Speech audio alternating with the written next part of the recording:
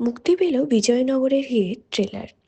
Indian মিউজিয়ামে হওয়া এই অনুষ্ঠানে উপস্থিত ছিলেন প্রসেনজিৎ চ্যাটার্জি, আরিয়ান ভৌমিক, পুষাণ, রাজনন্দিনী, চিরঞ্জিত চক্রবর্তী, হরনাথ চক্রবর্তী, শ্রেয়া ভট্টাচার্য, পরিচালক চন্দ্রাশিস রয় ও সঙ্গীত পরিচালক ইন্দ্রদীপ দাশগুপ্ত। কাকাবাবু সিরিজের এই ছবিটি মুক্তি পাবে 23শে জানুয়ারি। সো সো আমরা এখানে এসে গেছি, আমাদের এন্টায়ার বিজয়নগরের টিম এসে গেছে অ্যান্ড আই এম শিওর যে তোমরা অনেকক্ষণ ধরে ওয়েট করছিলে। So can you all just shout for Kakababu?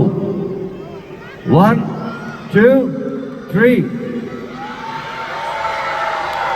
Thank you. So বিজয়নগরের হিরে আমাদের কাছে আর কয়েকটা দিন, আজকে আমরা ট্রেলার লঞ্চ করছি অ্যান্ড আমরা এখানে, আমি অনেককে দেখতে পাচ্ছি of course for the light, but এখানে প্রচুর বাচ্চারা এসছেন অ্যান্ড আই এম থ্যাঙ্কফুল। আর ইটস এ ফিল্ম, আমার মনে হয় যেটা আমরা গত 13 বছর ধরে করে এসেছি।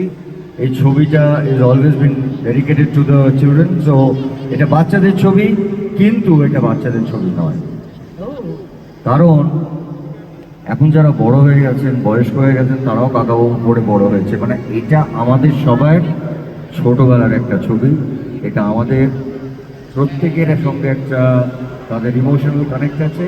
তো আজকে আমরা তোমাদেরকে সাক্ষী রেখে আমাদের সবাই একটা টিম এরপরে আসবে এবং আমরা আজকে আমাদের ট্রেলার তোমাদের সামনে দেখাবো।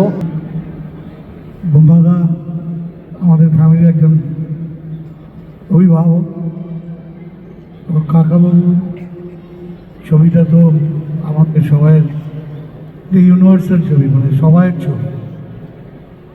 SBM, মনীষিকা, আমি, বুম্বাদা, আমরা একটা গ্রুপ বহুদিন ধরে ইন্ডাস্ট্রিতে আছি। আজকের এই সন্ধ্যায় বুম্বাদা আমাকে এই মঞ্চে তুলেছে, আমি খুব আনন্দিত, খুব খুশি। এই ছবি অসাধারণ সাফল্য পান কাকাবাবু এবং চন্দ্রাশিস আমাদের ছোট ভাই, ওকে আমার খুব ভালো লাগে, এত ভালো ছেলে। ওর জন্য একটা বড় আশীর্বাদ আপনাদের থাকবে। ছবি সবাই 23 তারিখে আসছে, দেখুন। Thank you. আমরা আসলে ছবির লোক, আমরা ছবি করি, অভিনয় করি, অ্যাক্টিং করি, কাঁদাই, হাসাই, এসব করি। স্টেজে লম্বা লম্বা বক্তৃতা দেওয়া ঠিক না, যদিও আমি একজন পলিটিশিয়ান হিসেবে অনিচ্ছা সত্ত্বেও অনেক বক্তৃতা দিতে হয় আমায়, কিন্তু বেসিক্যালি আমরা খুব একটা পছন্দ করি না। আমরা ছবি দেখতে ভালোবাসি। আর যার ছবি এটা, সে হচ্ছে আমার ছোট ভাই বুম্বা, প্রসেনজিৎ। তার ছবি আমি অনেক বছর ধরে দেখছি। প্রথম যখন এসেছিল ছোট্ট জিজ্ঞাসা থেকে, তখন থেকে দেখছি। আমার খুব প্রিয় মানুষ, একেবারে কাছের ভাই। সে যখনই কিছু অ্যাডভেঞ্চার করে, যখনই ছবি করে, যখন সে একেবারে একটা সিরিয়াস ছবি হয়তো করলো, সেই ছবিটাও যত ভালো লাগে আমার দেখতে। মনের মানুষ হোক, শেষ পাতা হোক, যে কোনো। তার সঙ্গে সঙ্গে যখন ওই ধরনের অ্যাকশন ধর্মী ছবি করে, সেটা আরও মন দিয়ে দেখি আমি, যে কীরকম করছে, কীরকম করছে দেখি তো। অ্যান্ড হি এক্সেলস এভরিওয়্যার, প্রত্যেকটা জায়গায় দারুণ কাজ করে। আপনাদের সবার অত্যন্ত প্রিয়, একেবারে চোখের মনি বাঙালি, এটা আমি জানি।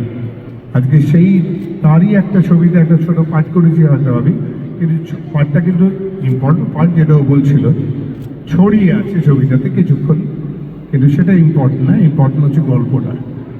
Content is most important. আপনারা জানেন, গল্প ভালো হলে তবে ছবি ভালো লাগে বা চলে। তো সিনেমাটা আপনাদের হলে গিয়ে দেখতে হবে এবং আমার বিশ্বাস যে আপনাদের সেই ছোটোবেলা কিংবা যারা বাচ্চারা, যারা ছোটরা, তোমাদের দারুণ লাগবে। সরস্বতী পুজোর দিনে আসছে। আর আসলে যে কথাটা যাচ্ছিলাম, বড়দের যেটা কাজ, নতুন প্রজন্মকে ইন্ট্রোডিউস করে দেওয়া। সেটা চিরঞ্জিত দা আছেন, বুম্বাদা তো আছেনই। বুম্বাদার মতো এত রকমের রোল ভারতবর্ষে কজন লিড অ্যাক্টর করেছেন আমি জানি। তার জন্য ওনার একটা মানে স্ট্যান্ডিং ওভেশন প্রাপ্ত। আপনারা প্লিজ দাঁড়িয়ে এইটুকু দিন এই মানুষটাকে। সেই মানুষটা কিছু চায় না, কিন্তু এত রকম চরিত্র করেনি। 2010-এ যখন সৃজিত মুখার্জি এসেছিল, সৃজিত মুখার্জির হাতটা এই ধরেছিলেন। আজকে সেই মানুষটাই আবার চন্দ্রশেষের হাত ধরছে, তার সাথে চিরঞ্জিত দা আছেন, হরদা আছেন, সবাই মিলে আমরা এই ছেলেটা খুব ভালো ছেলে, একটু মুখচোরা ছেলে, হ্যাঁ, আমতা আমতা আমতা আমতা আমতা করে, কিন্তু ভালো মানুষ এবং ভালো মন এবং ভালো মনন। ও ভবিষ্যতে আরো ভালো ছবি বানাবে এই ছবির মতন। মানে একসঙ্গে একই ছবিতে কি বলবেন দাদা, এটাই আমাদের কাছে মানে খুব এক্সাইটমেন্ট। আমি একটু আগে যেটা বলছিলাম যে ভেরি এক্সাইটেড, কারণ আমাদের মধ্যে লাস্ট ইউনিট আমরা প্রচুর ছবি করেছি, যেটা আমি বারবার তোমাদের ইন্টারভিউতে বলি যে এখন দুজন নায়ক নিয়ে কাজ করা যায় না। আর আমার মনে আছে ধর্মপুত্রের বোধহয় একটা ছবি যেখানে রঞ্জিত দা আর আমি দীপক দাই বলি, দীপক দাও ছিলেন, কাপড়ও ছিল, আমি ছিলাম, 50 সপ্তাহ ধরে ছিল। এরকম প্রচুর ছবি আমরা একসাথে কাজ করেছি, কিন্তু আমাদের ওই গানটা এখনও ভাইরাল, দুজনে আমরা নাচ করি, বন্ধু আপনজন গানটায় আমরা এখনও ছেলেরা মেয়েরা ওই গানটায় নাচ করে, এবং এটা হিউজ ভাইরাল সং ওই আজকাল রিলসে যেরকম হয়। তো আমার কাছে এটা অফকোর্স মানে আমার কাছে বলবো না, আমি বলছি যে আমাদের বিজয়নগরের কাছে first choice and only choice, কারণ এই চরিত্রটা বিশ্বাসযোগ্য করার জন্যে কাকা বাবুর মেন্টার, এই মানুষটাকে আনার জন্য এখানে আর কোনো অপশন নেই। দীপক দাকে গিয়ে আমরা যখন বলেছি তখন অলওয়েজ ভেরি স্মার্ট, অ্যান্ড আমাকে 1 মিনিট আমাদেরকে সময় নিয়ে আমাকে স্ক্রিপ্টটা পাঠা ডিরেক্টরটাকে আমি কথা বলছি। তো আমাদের দুজনে আমার মনে আছে, যেটা সত্যি বলতে চাই, আমাদের টিমের তো অনেকেই আছেন যারা একটু আগে মানে যেটা হয় এখন প্রচুর ছেলেমেয়েরা কাজ করছে যারা নতুন, কিছু থাকে পুরনো। তো আমাদের দুজনের ফার্স্ট শটটা যখন দিচ্ছিলাম এবং আমাদের দুজনের খুব একটা ভীষণ ইমোশনাল ইন্টিমেট একটা সিকোয়েন্স দিয়ে শুরু হয়েছিল, একটা ফ্ল্যাশ। হ্যাঁ, সেই জায়গাটার সময় ওরা বলছে এই তো মনে হচ্ছে সেই আগের দিনবাদা আগের দীপকটা এই, এবং ওরা অনেকে আমাকে সুভাষ করেন যখন আমাদের চোখে জল এসেছে। আমরা না আসলে যাই করি কাজটার মধ্যে আমাদের সম্পর্ক এবং কাজের মধ্যে আমাদের একটা ইমোশনাল বন্ডিং আছে।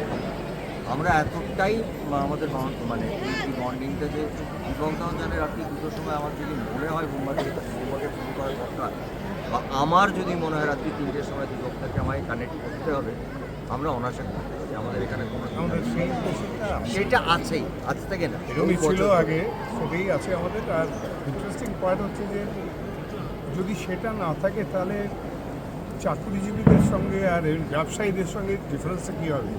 ইমোশনাল আমরা সব গ্রুপ যেটা আমরা যেভাবে থাকি, আমরা ইমোশনাল অ্যাটাচমেন্ট না হলে তো আর্টিস্ট হয়। আমরা সেইগুলো আউটডোরে যাওয়াটা একটু মজা করতে করতে গেছি। তুমি আমার দীপকদা আমার গাড়িতে বসে মোটামুটি একটা ফুল স্ক্রিপ্ট, পুরো স্ক্রিপ্ট, সো লাইক এটাই আমরা করতাম, মানে কথা বলা মানে আমাদের আগে সিনেমা নিয়েই আলোচনা হতো, গল্প নিয়ে আলোচনা হতো, স্ক্রিপ্ট নিয়ে আলোচনা হতো। দাদা কতদিন পরে এতক্ষণ সময় একসঙ্গে কাটালে? না সময় তো আমরা কাটে রঞ্জিতদার বাড়ি গেলাম, কথা বললাম, এগুলো তো হয় আমাদের ছবি হয় না, ছবির অনেক কিছু জানতে পারবো আমরা ফোনে বা জায়গায় কোনো জায়গায় দেখা হচ্ছে, কখনো রঞ্জিতের বাড়িতে বসে আমরা আড্ডা মারি। সো ওইটা না আমরা আমাদের মতন করে করতে থাকি। হ্যাঁ, হয়তো সবসময় কোনো ইভেন্ট হয় না, সবসময় সামনে আসা যায় না, মানে সেটা ইভেন্ট নয়, কিন্তু আমাদের প্রত্যেকের সঙ্গে দেখা হয়, কথা হয়, এবং আমাদের তো নিজস্ব ইন্ডাস্ট্রির মধ্যেও কিছু কিছু জায়গা আছে যেগুলো আমরা প্রায় 25-30-40 বছর ধরে একসাথে এইগুলোকে আমরা তৈরি করেছি। কখনো সেখানে যখন দেখি বিপদ আমরা একসঙ্গে যাই, কথা বলি, আলোচনা করি। দাদা এখানে কতটা থাকবে জানি না, বাট এই চরিত্রটা কাকাবাবুর এই বিভি শর্মার চরিত্রটা শরীরটা তৈরি, এবং যখন যেখানে দরকার হবে এই চরিত্রটা দাদা এখানে তো মেন্টর হিসেবে দেখা যাবে না, এটার বাইরেও আমি আর দীপকদার একটা ছবি করবো। সেটা কি দীপক মানে আমার খুব বলছেন ইচ্ছে না? রঞ্জিত আমি দীপকদার ছবি করবো, ভালো। এটা আমি বলে যাচ্ছি, জিনিসটা দরকার আছে। আচ্ছা বলছি যে এখানে তো ছবিতে আমরা দেখতে পাবো দীপক দা মেন্টার, মানে কাকাবাবুর মেন্টার আর কি। প্রথম ছবিতেও যদি বলি বা এখনো একে অপরের মেন্টার হয়ে থাকেন, মানে পর্দায় যখন কাজ হয়, মানে কাজের ক্ষেত্রে তো এটা খুব প্রয়োজন যে মূল ধরনে এটা ঠিক, ওটা এইটা ঠিক করে, এটা দুজনের ক্ষেত্রেই কি আছে দাদা? হ্যাঁ, ছোটো ছোটো মানে আমরা যখন একসাথে কাজ করেছি, মানে এরকমও হয়েছে আমি তখন অনেক বেশি কাজ করতাম, দীপকদা অত কাজ করতেন না। দীপকদা বেঁচে ছবি করতেন, আমি করে যাচ্ছি সেটে গেছি, আমি যাই চল দীপকদা আছেন, তিনি আমাদের কম্বাইন নেই, দীপকদা তুমি বাড়ি যাও তো। এইগুলো কিন্তু মানে আমাদের তখনও যা ছিল আজও তাই আছে, মানে দীপকদা হোয়াট এভার সেটা আমার থেকে সিনিয়র, এবং আমি জানি যে এই কম্বাইন শটগুলো বাকি আছে, আগে এসে বলে দিতে হবে। আর সমস্যাটা হচ্ছে কিছু না, আমরা এই মেন্টাল জায়গাটা না, আমি বলছি যে একটা ছবিটা কমাবার দাদা আমি পাই, এই সম্পর্ক বা আমরা দুজনে বন্ধু, এই সম্পর্কটা যদি অফ স্ক্রিনে না থাকে না, তাহলে ওই ক্যামেরায় ওটা ধরা পড়ে, অন স্ক্রিনে আসে না। এটা বলি আমি বারবার।